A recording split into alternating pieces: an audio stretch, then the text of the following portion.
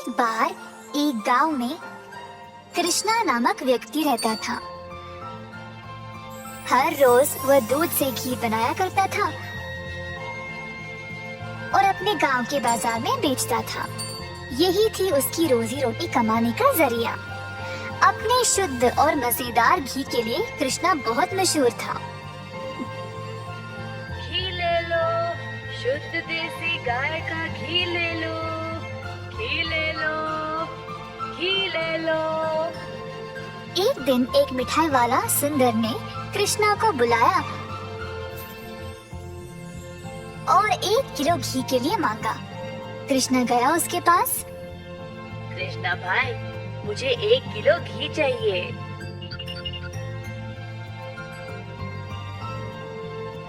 कृष्णा घी को तोलने लगा। जब सुंदर ने देखा कि घी कितना शुद्ध था, तो वह अपने आप को रोक ही नहीं पाया। सुंदर ने और घी लेने का निर्णय लिया। रुको कृष्णा, मुझे तुम 1 नहीं 2 किलो घी दे देना। पता नहीं बाद में बचेगा या नहीं। तुम्हारा घी सबसे शुद्ध है और मुझे स्वादिष्ट मिठाई बनाने में मदद करता है। ओ बढ़िया जी, धन्यवाद सुंदर साहब। ये लो आपके 2 किलो घी। सुंदर ने खुशी से घी लिया और फिर दोनों अपने अपने रास्ते चले गए। जैसे कृष्णा चलता गया, गांव के लोग उसको एक एक करके घी खरीदने बुला रहे थे। दोपहर तक सारी घी बिक चुकी थी, क्योंकि वो घी था ही इतना स्वादिष्ट। अपनी कमाई लेकर कृष्णा अपने भाई कुशल के पास दूध खरीदने गया, ताकि वह अगले दिन के लिए और घी बना सके।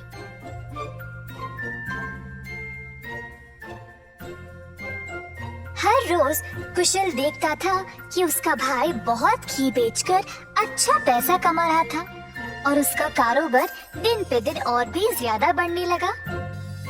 भाई, मुझे 5 लीटर दूध चाहिए घी बनाने के लिए। ओह, अभी तो मेरे पास नहीं है 5 लीटर। क्यों ना तुम शाम को आ जाओ, मैं तुम्हारे लिए बाजू में रखूंगा। कृष्णा के निकलने के बाद कुशल की पत्नी उसके लिए पानी लेके आई। देखा कमला, कृष्णा की तो किस्मत ही बदल रही है। दोपहर में ही इसने सारी घी बेच डाली और दूध के लिए वापस आया था। आप तो सारा दूध इनको ही दे देते हो ना, क्यों ना इस बार आप दूध में थोड़ा सा पानी मिला के दो। इस तरह हम भी ज्यादा पैसा कमा सकते हैं। कुशल ने अपनी पत्नी की बात मान ली और शाम को जब वह गाय से दूध निकालने गया, तो उसने दूध में पानी डालकर कृष्णा के लिए बाजू में रखा। अब कुशल रोज यही करने लगा। धीरे धीरे वह पानी की मात्रा और भी बढ़ाने लगा। अब कृष्णा इस बात से अनजान समझ नहीं पाया कि उसकी घी की शुद्धता दिन पे दिन कम क्यों होती जा रही। इस वजह से उसके बहुत सारे ग्राहक भी कम होते गए। अब कृष्णा दूध की गुणवत्ता को जांचना चाहता था, तो उसने दही जमाया। जब दही जमा, तो उसने ऊपर इतना सारा पानी देखा। शायद गाय की सेहत ठीक नहीं है, इसीलिए अच्छा दूध नहीं दे रही होगी। मैं कुशल को ये बात बोलता हूँ। जब कृष्णा कुशल के घर गया, तो उसने अपने भाई और उसकी पत्नी को दूध में पानी मिलाते हुए देख लिया। अब उसको समझ आ गया कि उसकी घी की शुद्धता इतनी कम क्यों हो गई थी। ना जानते हुए कि वह क्या करे और बिना कुछ कहे कृष्णा वहाँ से निराश होकर चला गया। अब कृष्णा ने अपनी कमाई से 2 गाय खरीदे और खुद दूध निकालना शुरू किया। अब फिर से कृष्णा अच्छी वाली शुद्ध घी बनाने लगा। कृष्णा ने अपनी एक छोटी सी दुकान खोल ली, जहाँ पे वो शुद्ध देसी घी बेचने लगा। उसी समय सुंदर उसके पास आया और बोला, हाय कृष्णा, पिछले कुछ दिनों से घी कुछ ठीक नहीं है। मेरे मिठाइयों के लिए अच्छे ग्राहक थे, केवल आपकी शुद्ध घी की वजह से। उम्मीद है अब आप अच्छा घी बना रहे हो। मैं चाहता हूँ कि मेरे ग्राहक वापस आ जाए। आप ये दो गाय देख रहे हो, ये मैंने ही लाए हैं। अब खुद दूध निकाल लें। अब से मैं ही दूध निकाल रहा हूँ, तो आज से घी भी सबसे बढ़िया मिलेगी। जैसे दिन बीतते गए, अब कृष्णा से और लोग घी खरीदने लगे। कुछ ही दिनों में कृष्णा ने और गाय खरीदे। उसने कुछ नौकरों को अपनी दुकान पर काम पे भी लगाया, हाथ बटाने के लिए। अंततः कृष्णा काफी अमीर बन गया और ईमानदारी से अपना कारोबार चला रहा था। इसी दौरान कुशल, जिसने अपने ही भाई की प्रतिष्ठा को बर्बाद करने की कोशिश की, गांव में अपने मिलावटी दूध के लिए पकड़ा गया। अब कुशल दूध भी नहीं बेच पाया और जल्द नुकसान में पड़ गया। उसे समझ नहीं आया कि अब वह क्या करे। कुशल को अपनी गलती का एहसास हुआ और अपने भाई से माफी मांगने गया। उसने कृष्णा से भीख मांगी, माफी के लिए और नौकरी के लिए, ताकि वह अपने कर्जों को चुका सके। दयालु कृष्णा ने तुरंत अपने भाई को क्षमा कर दिया और गायों और कामगार की देखरेख के लिए काम दे दिया। इस कहानी से हम ये सीखते हैं कि दिल से माफी मांगने वाले को माफ कर देना चाहिए और हमेशा एक अच्छी प्रतिष्ठा रखनी चाहिए। जादुई कुआं। कई साल पहले एक छोटी सी गांव में था एक जमींदार अरविंद नाम का। वे बहुत अनुशासित थे। हर रोज सवेरे मुर्गे के कुकड़कू बोलते समय ही जाग जाते थे।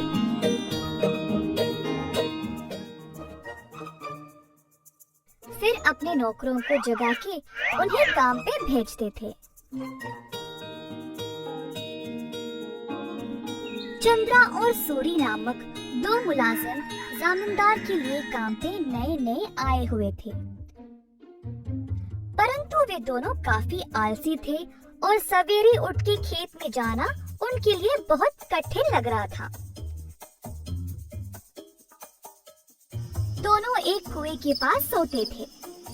एक दिन चंद्रा ने सूरी से कहा, हाय रे, हर रोज सवेरे जाग के जाना बहुत ही कठिन काम है ना। सूरी को भी ऐसा ही लगा। हाँ चंद्रा, परंतु हम करे तो क्या करे, मुर्गे के कुकड़कों से ही जमींदार जी जाग जाते हैं। अरविंद जी ने इन दोनों का व्यवहार ध्यान से और चुपचाप से जांचा। आखिरकार उन्होंने एक दिन उन दोनों को सबक सिखाना चाहा। एक दिन जब दोनों सो रहे थे, कुएं के अंदर से आवाज आई, सूरी, कितनी देर और सोओगी? उठो और काम पे निकलो। सूरी को नींद में ही आवाज सुनाई दी और वो अचानक से जाग गया। बाजू देखा तो चंद्रा आराम से सो रहा है। सूरी को समझ नहीं आया कि ये आवाज कहाँ से आई। बुरा सपना मान के वो फिर से सो गया। अगले दिन की बात है और दोनों उसी कुएं के पास सोए थे। इस बार कुएं वाली आवाज चंद्रा को सुनाई दी। वो भी अचानक से जाग गया। आसपास देखा तो सूरी आराम से सोया था।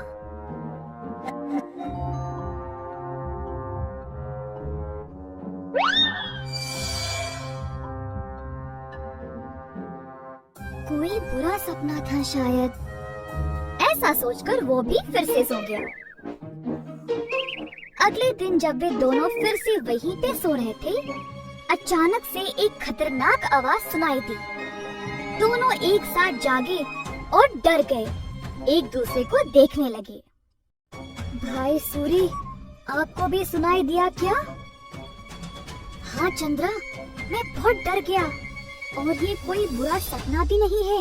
ये भयानक आवाज इस कुएं से आ रही है। मैं काम पे निकल रहा हूँ, तुम्हें आना तो आओ। रुको रुको, मैं भी आऊंगा। दिन दोनों ने बहुत मेहनत से खेत में काम किया और दोपहर में भोजन के समय जमींदार जी के पास आए। खाना खाते समय दोनों की शक्ल पे सिर्फ परेशानी लिखी हुई थी। जमींदार जी ने पूछा कि हुआ क्या। चंद्रा और सूरी ने सारी घटना सुनाई। ये सुनकर जमींदार जोर जोर से हंसने लगे। सुनो तुम दोनों, वो कोई भूत या बुरा सपना नहीं था। मैंने देखा कि तुम दोनों कुछ ज्यादा ही आलसी थे, इसीलिए तुमको सबक देना चाहा। कुएं के पास वो मैं ही था जो आवाजें निकाल रहा था। अब आई समझ। अब से ये सुस्ती छोड़ो और ठीक से काम करो। उस दिन से सूरी और चंद्रा ने अपनी आलस्य छोड़ा और खेत पर पूरी मेहनत से काम किया। अच्छे से अपनी रोजी रोटी कमाई और खुशी से जीवन बिताया। एक बार गोपी नामक एक किसान रहता था।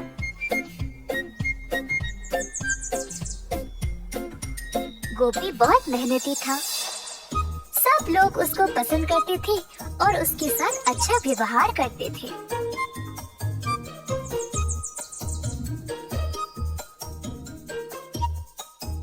गोपी के घर के बाजू में रहता था किशोर। किशोर चाहता था कि गोपी से ज्यादा अच्छा नाम उसका हो जाए और इसके लिए उसने बहुत कोशिश की, परंतु उसको ऐसा मौका कभी नहीं मिला। एक दिन किशोर दूध बेचने के बाद अपने घर वापस आया। बाहर सीढ़ियों पर बैठा था जब उसने पेड़ पर एक आम को लटकते हुए देखा।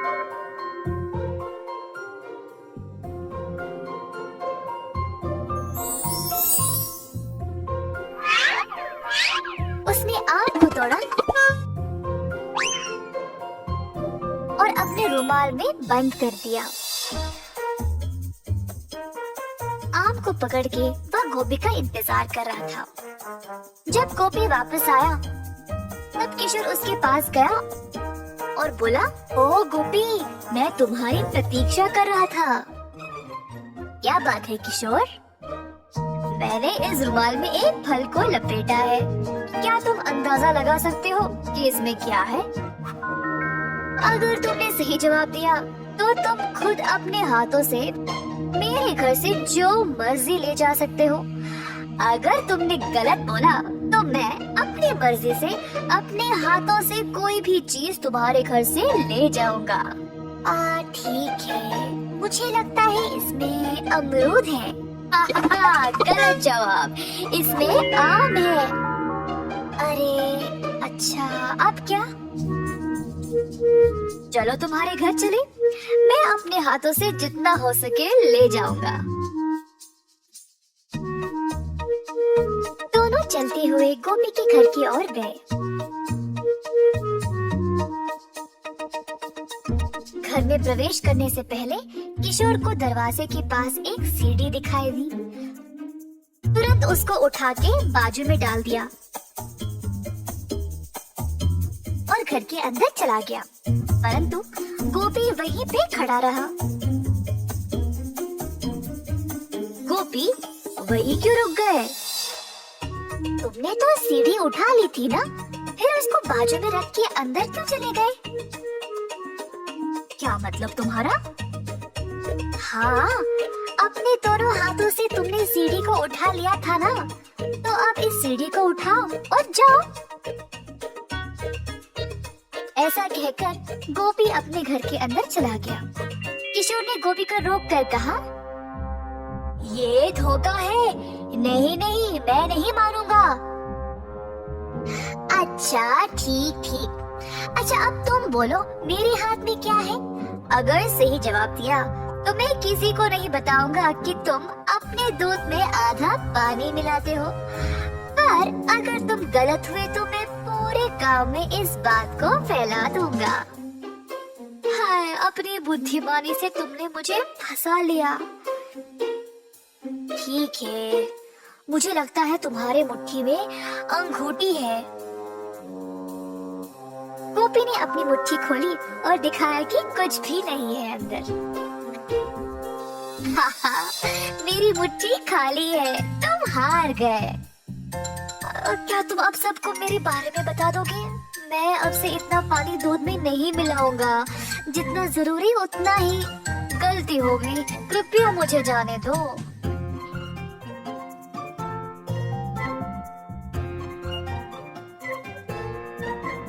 इस कहानी से हम ये सीखते हैं कि आत्म अनुशासन के बिना सफलता असंभव है। बंदर मामा। एक दिन बंदर मामा गहरी नींद में सोया था जब एक मीठी सुगंध ने उसे जगाया।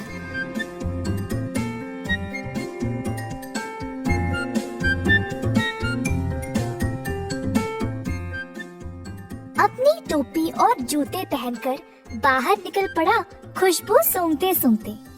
बंदर मामा ने देखा कि ये सुगंध एक मिठाई की दुकान से आ रही थी। अंदर गया तो उसने कई प्रकार की मिठाइयों को देखा। एक लड्डू को देखकर बंदर के मुंह में पानी आ गया।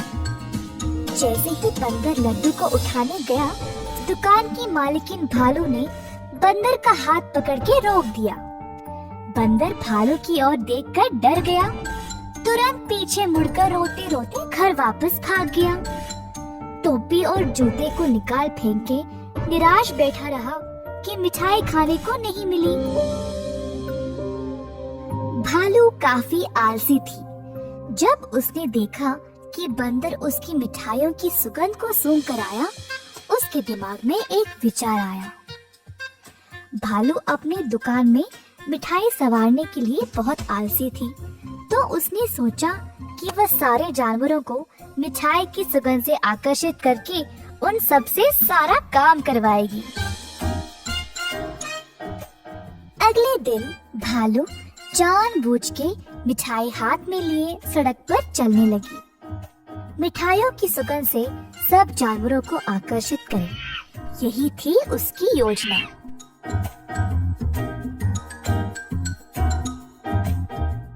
खुशबू फिर से बंदर मामा तक पहुंच गई। इस बार बंदर मामा से रहा नहीं गया और उनका जी ललचाया। वह किसी भी हालत में मिठाई खाना चाहता था। बंदर मामा चुपके से दुकान के बाजू वाले पेड़ पर लटकने लगा। जब भालू देख नहीं रही थी, तब बंदर मामा ने लड्डू उठाया और झट से मुंह में डाला। परंतु लड्डू गरम गरम था और बंदर मामा का मुंह ही जल गया। बंदर मामा को बहुत गुस्सा था। जल्दी घर भागा और पानी पी लिया। फिर से अपनी टोपी और जूते निकाल फेंक के रोने लगा। एक छोटा चूहा खिड़की से अंदर आकर बंदर मामा से पूछा कि हुआ क्या। बंदर ने सारी घटना चूहे को सुनाई। चूहे ने बोला कि उसके साथ भी ऐसा ही कुछ हुआ था। हमारे साथ भी कुछ ऐसा ही हुआ था।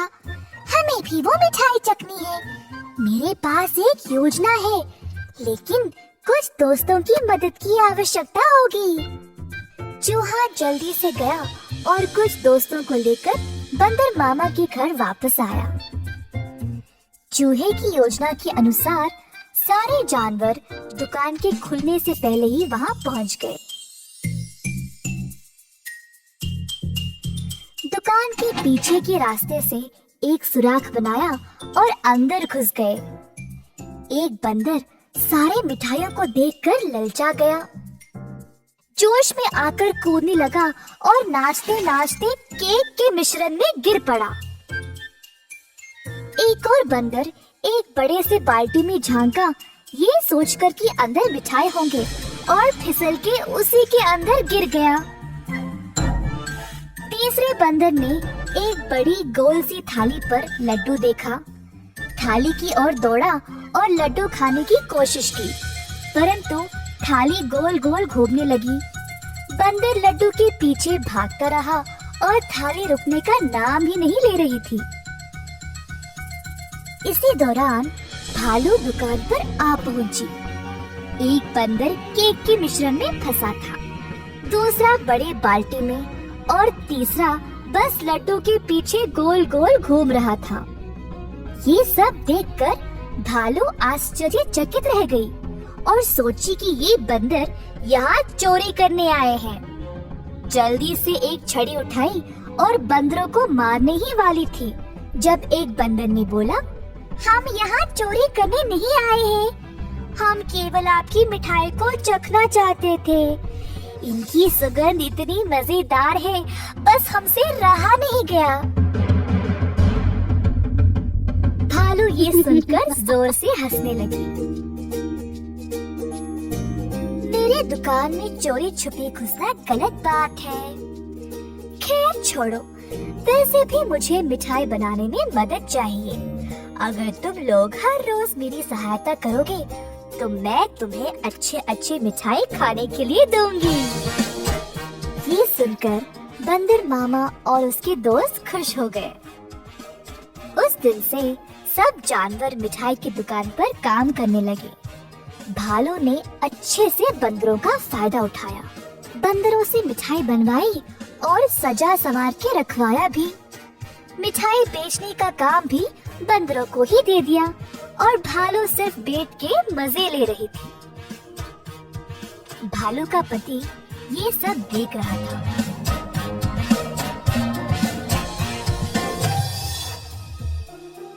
तुम तो रोज इतना काम करती हो, परंतु आज आराम से बैठकर मिठाई खा रही हो। दुकान भी बंदरों से भरा पड़ा है। ये क्या हो रहा है यहाँ पे?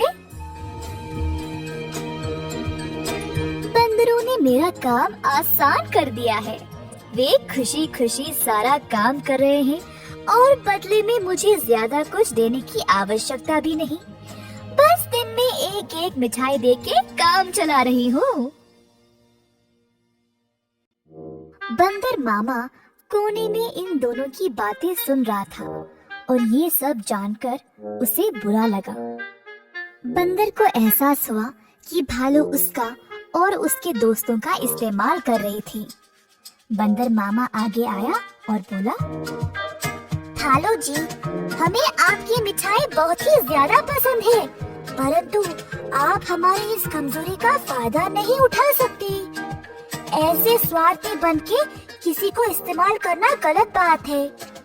आपको दिखता नहीं हम सब यहाँ कितना मेहनत कर रहे हैं। अंत में भालू को अपनी गलती का एहसास हुआ और सुधार लाना चाहा। उस दिन से भालू और उसका पति दोनों दुकान पर जाकर बंदरों का हाथ बटाने लगे और सही पगार भी देने लगे। बंदर मामा खुश था कि भालू ने उसकी बात मानी और अपने व्यवहार को बदल डाला।